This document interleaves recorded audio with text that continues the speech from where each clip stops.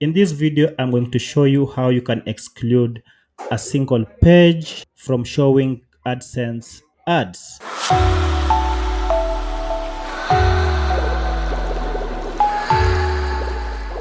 So in one way or another, maybe you have published a post, but because of the content of the post, you don't want it to show ads and you don't want to get in trouble with AdSense.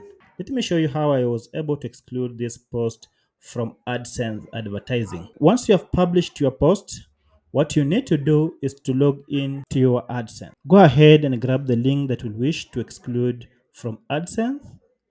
I have taken mine. Now go to AdSense account. From your AdSense account, click on ads.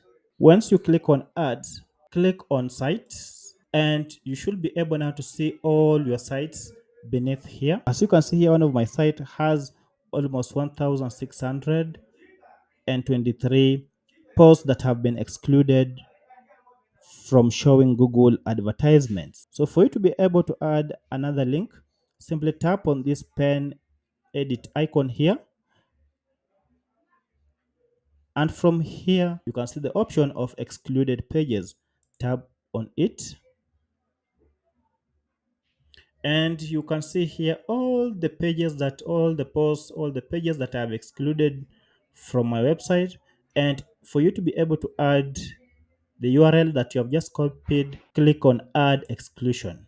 From here, go ahead and make the URL box blank and then paste your URL link as you copied it. Now, because we only want to exclude this page, make sure you click on this page only, and this will exclude ads on the exact URL that matches what we have entered here.